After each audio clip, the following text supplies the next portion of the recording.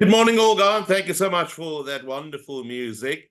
The irony, I think we've been telling that to so many clients right through the year. Don't worry, be happy, right? Not always that easy, especially if we were in an extremely challenging and draining year. Good morning to our wonderful audience, and welcome back to Boutiques on Wednesdays. Sadly, the very last session for the year. For this reason, we thought it well to have a discussion with boutique investment partners in covering or unpacking and rehashing some of the more recent burning issues. And we will also have a look at what worked and what did not work during 2023 and some thoughts on positioning going into 2024. It's my absolute pleasure to welcome Managing Director and Portfolio Manager at Boutique Investment Partners, Pierre de Plerk. Good morning, Pierre. Thank you so much for joining us this morning. How are you keeping? Morning, Eugene. Very well, thank you. And thank you for having us. Thank you for the opportunity. Fantastic. Pierre, we've got a lot of ground to cover. I mean, in the invite as well, there were some topics. I've got some other topics we need to discuss as well. So I think I'm going to jump right into it. We are pressed for time. And like I said, we need to cover so much and to see where we can end. Pierre, maybe if I can start throughout 2023, the narrative was that of a glooming recession. We've heard much talk about it. A most anticipated recession in history, we've heard that as well. Lots of talk or discussions on a hard landing or a soft landing or a no landing. What is BIP's views on a pending recession, landing or no landing? And could we maybe even see a Goldilocks scenario play out? Thank you. Thanks, Eugene. And I think what I would like to say up front that informs the rest of the discussion is that we certainly don't have all the answers. And just like any other manager or market commentator, we do the best research that we can. And we look at the factual data and the evidence, and then we think about things probabilistically. But I would, right up front want to say that we don't predict in the sense that we think we know what's going to happen. And I think so many commentators and managers have been caught off guard this year with kind of having very highly convicted views as to how things are going to play out, and it just didn't materialize that way. So I want to upfront position that I think the benefit to our clients as well is in the research and the structured approach that we use, and the data and the insights we can provide. But our view, like any other manager and macro research provider view, is based on our research and our interpretation.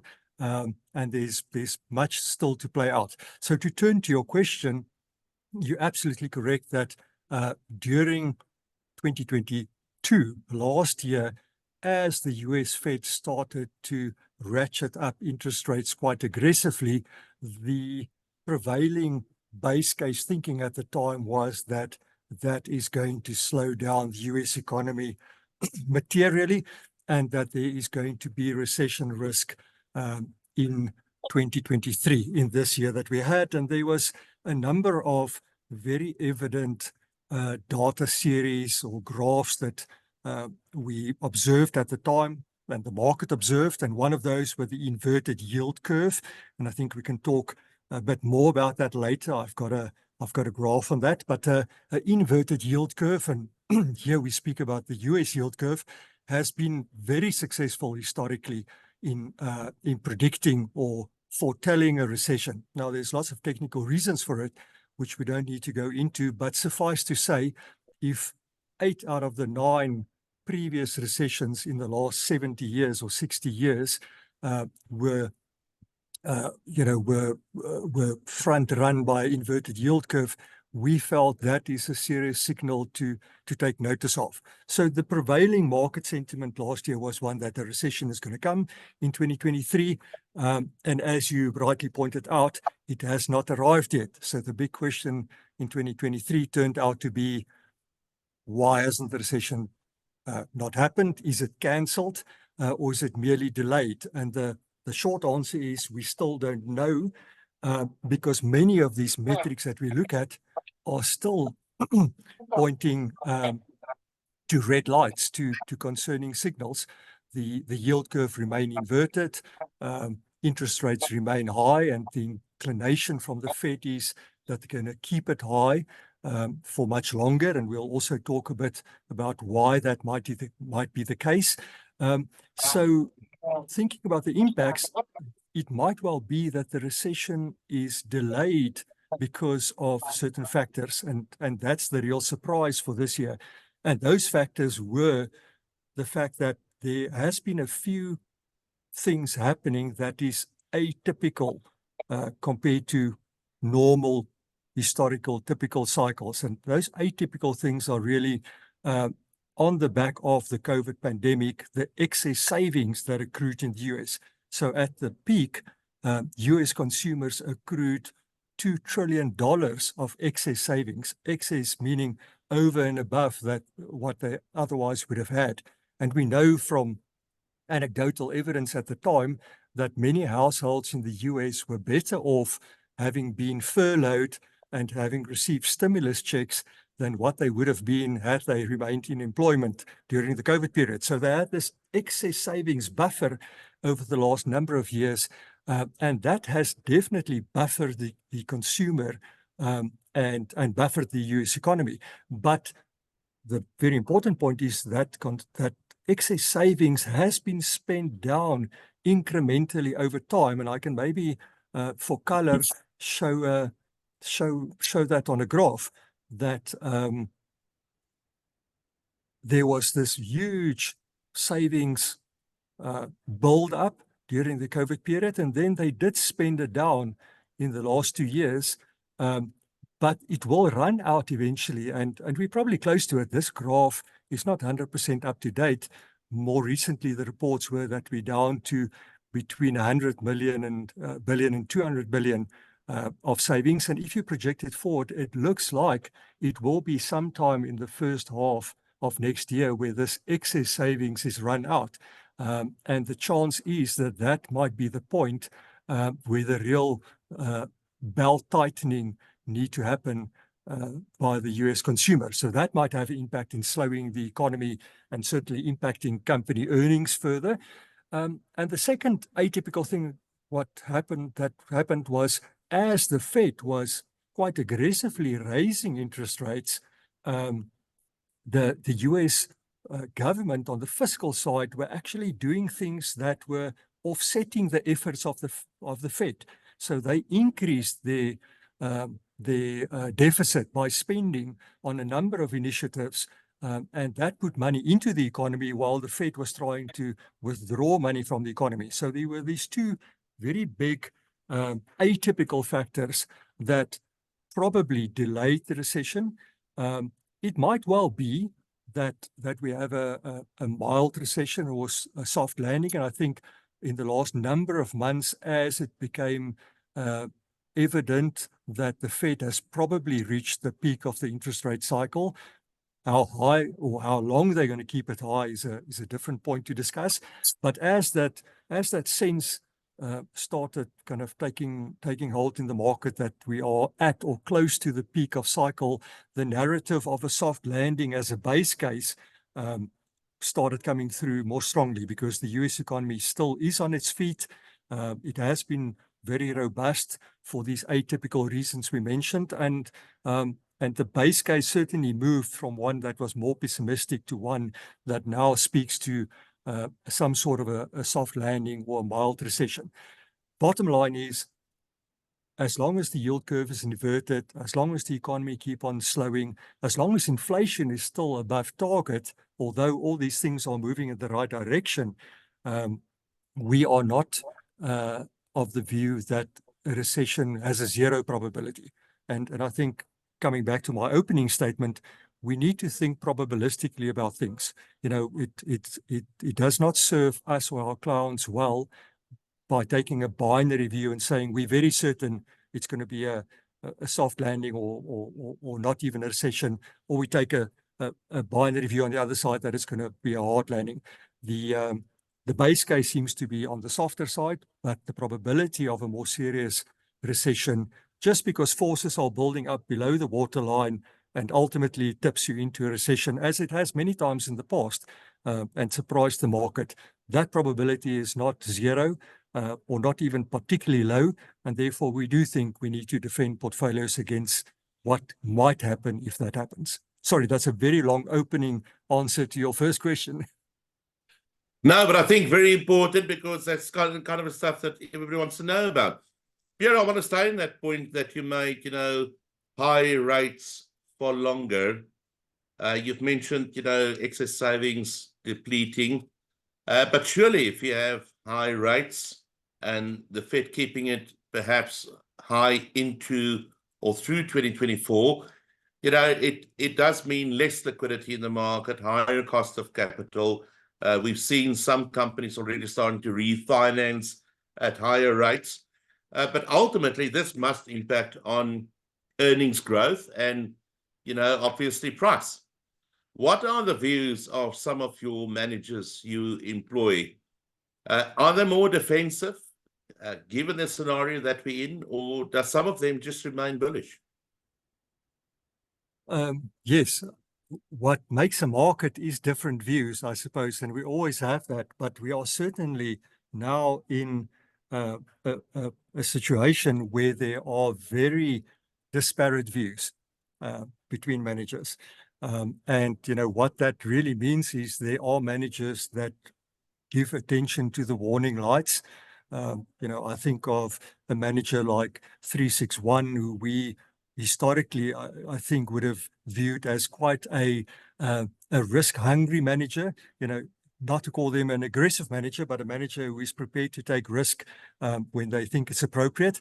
But currently, they have quite a bit of dollar cash in their equity funds even, and across their mandates. So they are definitely taking a bit more of a defensive footing.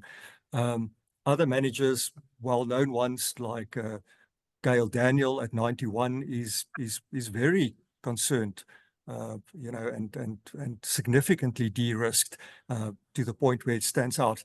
But then on the other hand, or on the other side, there are managers that focus, I think, more on the valuation side. And if we start thinking closer to South Africa and the valuations of South African equities, but also other asset classes, then there's a whole group of managers that are fairly fully invested in their balance funds, for example, close to the Reg 28 equity limit, because they acknowledge the global backdrop, but they emphasize the good valuations, and they hold the view that from these valuation levels, notwithstanding the economic and other problems in South Africa, that things are just overdone, and that there is real pent-up value on a medium to a longer term basis. Now, it might well be that those are the more value style or valuation oriented managers, as opposed to momentum managers, or as opposed to quality managers that emphasize kind of security and protection, so to speak. But it's good to have some of those in portfolios to capture again that optionality. It comes back to what I started with. There certainly is uncertainty. And if you think about South Africa, and I'm sure we'll talk a bit later more about our valuations, but again, there's two schools of thought.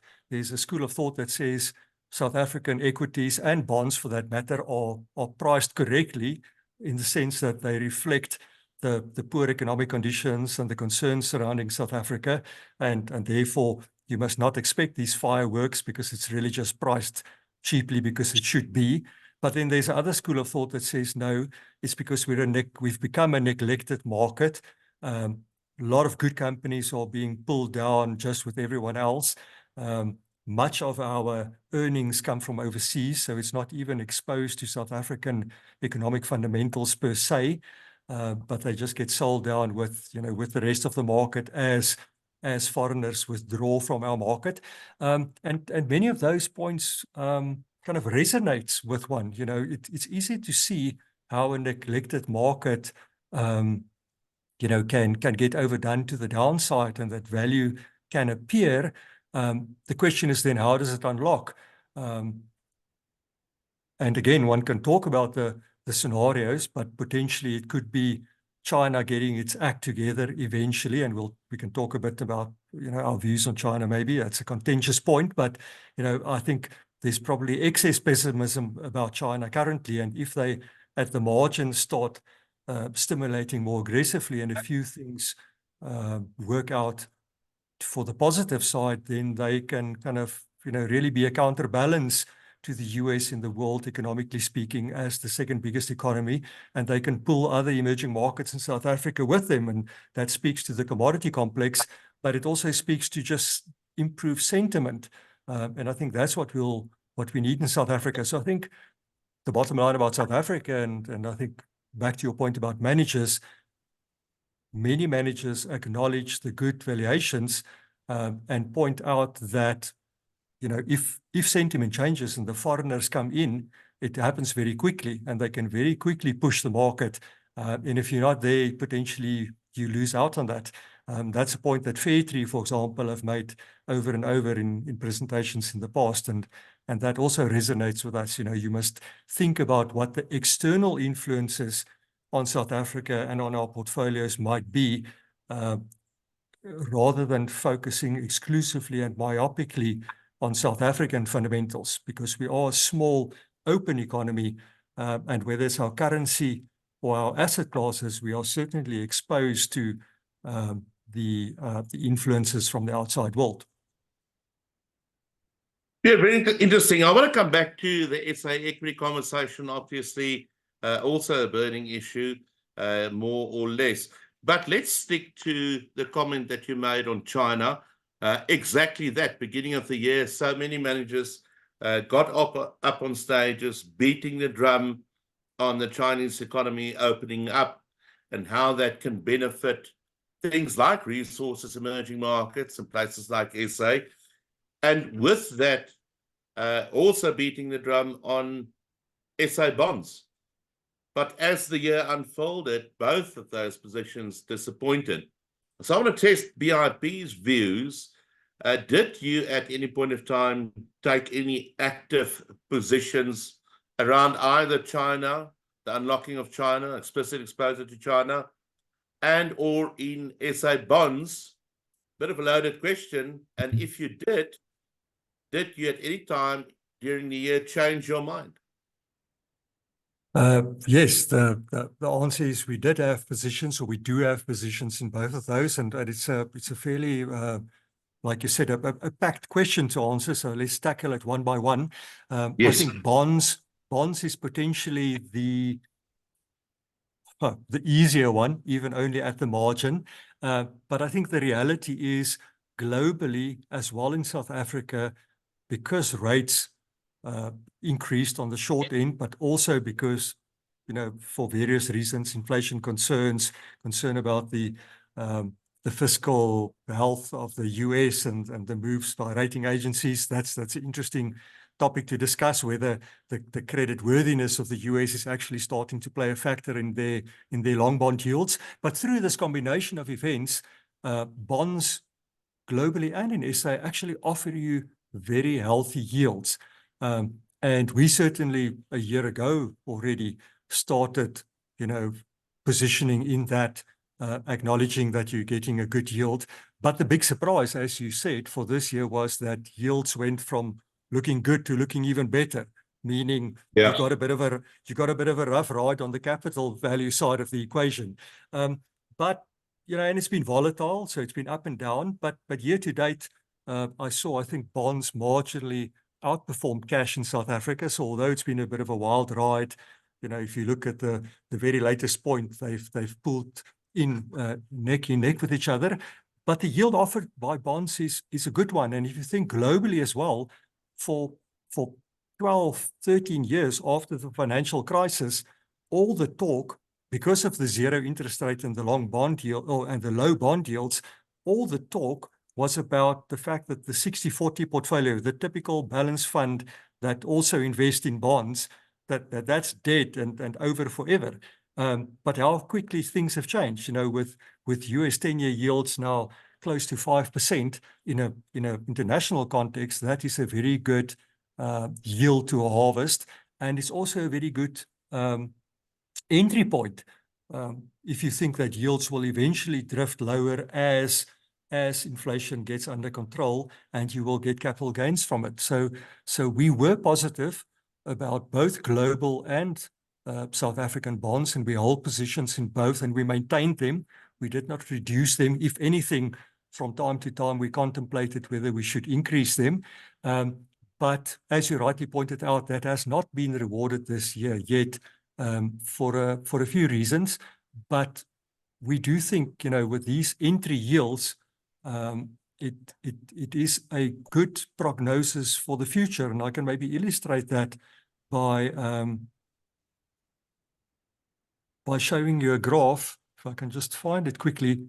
I hope you can see it. Maybe you can just confirm whether you see my yes, I can see it here.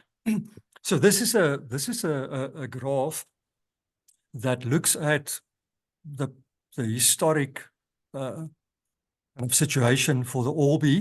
And what it shows you on the x-axis is the yield level, and then on the y-axis it shows you the subsequent 2-year return that you made if you entered the bond market at a certain yield level. And as you can see, there's many blue dots, so they looked at many rolling 2-year periods in the past. But where we are now, as evidenced by or indicated by the red circle, with our yields comfortably in the double-digit area, historically speaking, that led to very good total returns from bonds if you buy at these levels. And there's in fact no incidences or few incidences where you bought at these kind of yield levels in the past, where you actually had, let's call it, poor returns or lost money. From these levels, historically speaking, you made money, and you made fairly good money. So I think this is the empirical evidence based on the past. Unfortunately, it speaks to the entry point and the yield that you can harvest and what the impact of that would be on your total returns. But what it does not do is it does not tell you anything about the timing. And that's what we learned this year, that it might well be a case that you might have to wait a bit longer for the payoff that you get from bond positions, but it is the right entry points, and it's the right point in the cycle to want to have fixed income exposure and bond exposure. And maybe the last thing to point out or to mention about that is that we also make very active use of the more aggressive, flexible fixed income managers, the likes of Portfolio Metrics, Visio, My Plan. There's a number of those, and the benefit of that is that those managers are quite active with their portfolios in terms of the duration management, and they are prepared to push the duration out to harvest the better yield that you can find. But what they don't do is they don't lock you in at the Albee duration of 6 or above 6 that come with potential capital risk. They move in a band of, say, between 1.5 or 2 duration and up to 5 duration. And with a fairly flat yield curve, you often don't have to go to the 20 and the 30-year bond or to Albee duration to get a good yield pickup. You can actually get quite good yields on the belly of the curve, and those active managers can move on the curve. So I think that's a very valuable tool, especially because they're so close to the fire, much closer than what an individual client can be, or a multi-manager or consultant can be. Their execution speed is very quick on the fixed income desks, and they can move the positioning if they see the market move. So I think there's great benefit in using flexible fixed income managers. Most definitely. I need to answer the second part of the question on China. Sorry, it's so difficult that I almost ignored it, but let me talk about it. You rightly pointed out that, or intimated that we do have a China position. We also were bullish and positive about the Chinese reopening at the end of last year, and we expected that they will stimulate the economy, given on where they were or are in their economic cycle. But as you refer to, it has been slow. The Chinese authorities have kind of dripped policy changes into the market, and they've done quite a few things. You know, they reduced the reserve requirements for banks, and they kind of try to lure in investors by extending the opening times of their markets and reduce brokerage costs, and they try to support their consumers on the housing side in various ways. But it hasn't been the big bazooka that the market expected, I think, at the end of last year. And their economy have kind of kept on softening. There's lots of, let's call it, political noise around China, and it's interesting how the narrative and the sentiment around China really just almost flipped 180 degrees from the end of last year to this year. And you know, now you have the CEO of Goldman Sachs a day or two saying that they'll be very careful about, you know, what they do in China and how they approach it. And there certainly is a school of thought among managers, or some managers, that China is uninvestable for a number of reasons. But then there are other managers that focus on where China is in the cycle. They focus on the kind of the potential, well, not the potential, but the coming increase in consumer base in Asia, not just in China, but China is central to that region, and the fact that there'll be 30 or 40% of the world's consumers in 10 years' time. So there's other managers. Just yesterday, there was an article that I'm sure most people on the call would have seen, where a manager said China might be the best equity market in the next how many years. So again, you know, back to my opening statement, we're not taking binary calls on it. We do have a position. We've trimmed it a bit to answer your question as to what activities we've done. From a pure risk management point of view, we have trimmed it back a bit, but we're not out of China. We're maintaining a position of optionality, because they seem to be at the right place in their economic cycle to rather do better, as opposed to many of the Western economies that we know are slowing. So it makes a lot of sense to have a position to capture whatever optionality might be presented by China. And, you know, to make it practical, yesterday a manager commented that Naspers process, which most managers will in any event have in their SA equity components, is on a 12 PE, and it's, you know, it's battered down because of what's happened in China in the last number of years, the clampdown they had on the tech sector, and political kind of regulatory intervention and so forth. But that seems to be easing, and if China were to stimulate, there might be a flow through to those shares. So South Africa portfolios have an indirect exposure in any event, I think, is the point I'm trying to make. Whether clients want to take an explicit exposure to China is often a matter of risk appetite and risk profile, but certainly in more aggressive risk profile portfolios, we would advocate to take some position of optionality. And then it's the bet size calibration that's really important. You know, don't put half of your portfolio in China, because it might disappoint, but put 5 or 10% of a global equity portfolio in it, because, you know, if it turns out to be a 10-bagger, if they get their act together and they stimulate aggressively, it can be very rewarding. Indeed. Pierre, I'm being chased by a clock here. I want to come back to SA equity, and you've got a minute to win it. Very quickly, your views: SA equity, overweight, underweight, neutral, and on the back of that, which managers do you use currently in the SA equity space? We are, in terms of our positioning, neutral to slightly underweight, but the only reason for that is because we have positions in emerging markets and in China, as I mentioned, and we really look at South Africa.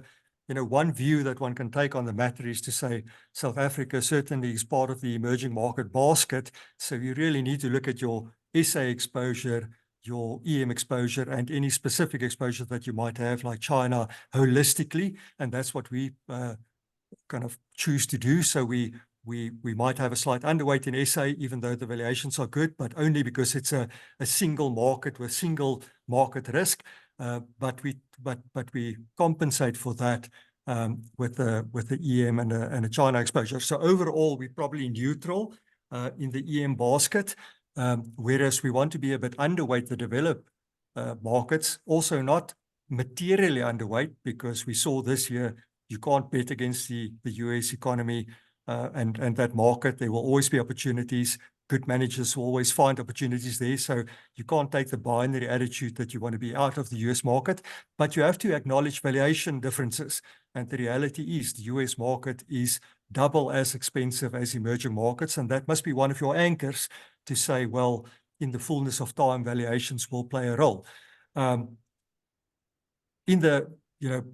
Given the neutral or slightly underweight position in SA equities, we do favor boutiques, as you might have guessed, for various reasons. They are active, they are flexible, they are, there's very good alignment with us as investors. Often they are relatively small businesses, so they need to eat their own cooking. They need to perform, otherwise their businesses are not going to survive. Often the proprietors or the owners of those businesses are invested alongside us in a very meaningful way, and that, there's nothing as positive as good alignment with the manager if you're an investor. Luckily in our stable and in BCI, we have access to excellent managers in that regard. And it's a long list, so one is sensitive not to kind of cherry pick and mention names, but I mean, it is the likes of 361, Centaur, Blue Alpha, Vigio, Fairtree. If I could, I would list most of the boutiques. But they what are their characteristics? And I've mentioned a few already, but their characteristics are typically that they are not style dogmatic. So often they position themselves as just kind of rational, common sense investors. Many of them will certainly say they're not deep value investors because it might turn out to be a trap. So they will go where the opportunities are and they will be flexible about it. And that's what we like. And that's what's been quite successful for them and for them in our portfolio. So I think there's a strong reason for that. It's not to say that we don't invest in larger managers.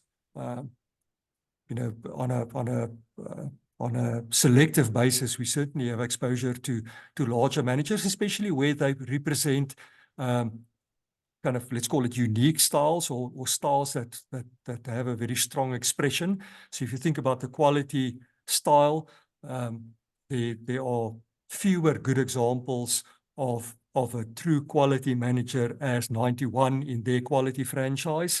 Blue Alpha, which we also use, is another good example of a very, kind of strongly quality-oriented manager. And quality, let me just mention that as now that I've referred to it, quality is a style that in a downturn, if we were to have a downturn, will be valuable for portfolios. So I know another question that you had in mind for the discussion was, where do we stand on styles? And we always want broad representation by the styles, because when the one works, the other one doesn't work, and they kind of do tend to buffer each other and give you a bit more of a smoother ride. But currently, where we stand and how we view the world, we do take the view that one must make sure that you have sufficient quality exposure in your portfolio, because if bond yields start drifting downwards, that will certainly be in favor of the longer duration styles, of which quality is a good example. And secondly, because they focus on, as the word says, quality, meaning strong balance sheets, dominating positions by companies, good cash flows, those kind of things, they tend to be more defensive in a downturn. And if we were to have one, if there is a recession, even if mild next year, there's a good chance that style will be very beneficial to portfolios. Thanks, Pierre. I want to come back to asset allocation very quickly. with changes to Reg 28, we've seen some managers taking absolutely full advantage of the additional allocation, going up to as high as 45% in global assets, while some just remained neutral. How does BIP think about allocating to global going into 2024? Do you have underweight positions? And do you ever factor in currency? Yes. We certainly want to factor in currency because in our view, it's problematic if you invest in an asset class or a geography, but the currency is a headwind. So invariably one needs to take a view on currency, but yes, it's definitely part of the overall consideration. So to answer your question quite specifically and directly, we are not at maximum Reg 28 exposure of 45%, and there's a number of reasons for that.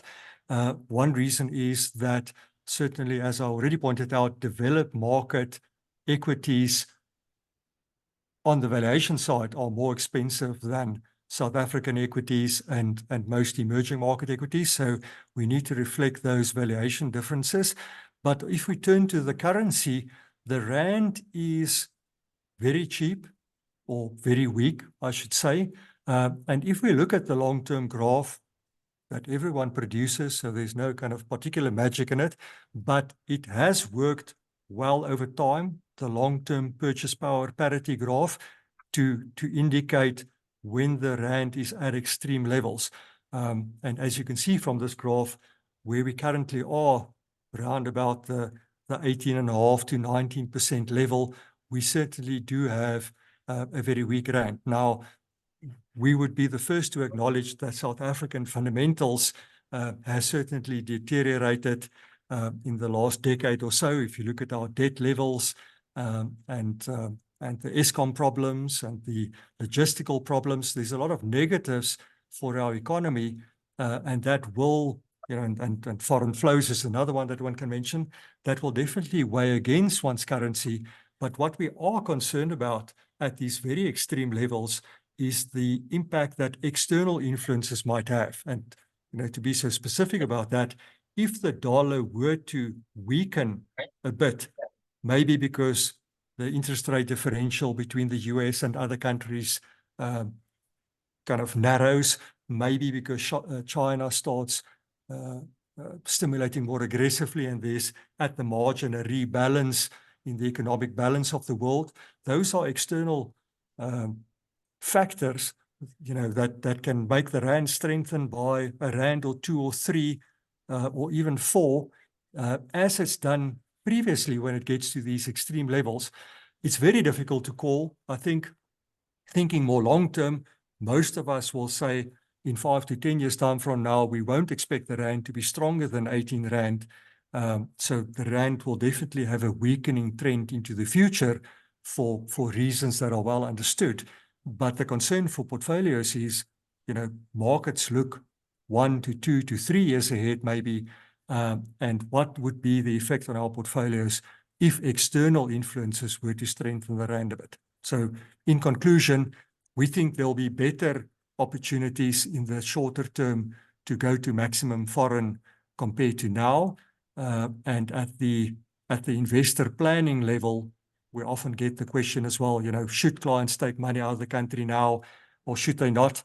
And obviously it depends on the client situation and the work done by the advisor for the client in terms of their personal plan.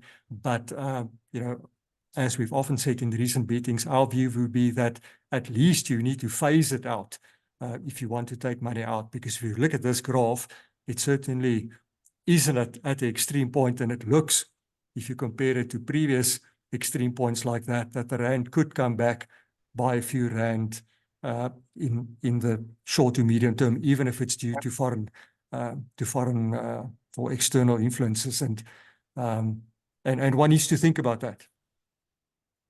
Challenging indeed. Pierre, my second last question. We're pretty much out of time. I want to stick to global and speak to regional allocation. Again, during the year, lots of managers coming to the fore. value and quality and growth managers all saying, or a lot of them saying, if they look at global, they mainly fish in developed markets, specifically the US market. They don't really allocate to emerging markets, with the exception to the rule. And it's an argument of they rather look at securities where earnings are generated then from emerging markets, if they want to capture that in any way in their funds. How does BIP think about allocating to emerging markets? Do you have, other than China that you've mentioned, do you explicitly allocate to emerging markets? And does it not, in some form, render more volatility to portfolios? There's a few questions there. I think the first answer is yes, we do invest directly in emerging markets, as I already pointed out. And I think the main reason for that is that historically, there's been fairly clear cycles of a long kind of wavelength where the US, or let's call it developed markets, have outperformed or underperformed emerging markets. But there's certainly been some sort of a cycle. And we've now, and that cycle length, historically, interestingly enough, has been kind of the 8 to 10 year range. Now, since the financial crisis, we're now in the 13th year or even longer, where it was really just the US above anything else, US all the way, or let's call it DM all the way relative to EM. And I think our view is just, if that plays out in the valuations. So through that outperformance, the US became much more expensive. Developed markets became more expensive compared to emerging markets. And it's hard to argue that, that will persist unabated for the next decade. Yeah. If you look at the lines, if you look at the stats, there's obviously nothing that speaks to timing or says it has to mean revert as it did in the past over the cycle lengths that it did in the past. But having said that, to look at economic things that have changed, and let's point out to the fact that we had zero rates in the US, interest rates, and the developed world in the last decade, but we're not going to have zero rates in the next decade. That already tells you something is changing. Something that was in place in the last 10 to 13, 14 years is not going to be in place for the next decade. And that certainly will, lead to different outcomes. So we think there's opportunities in emerging markets.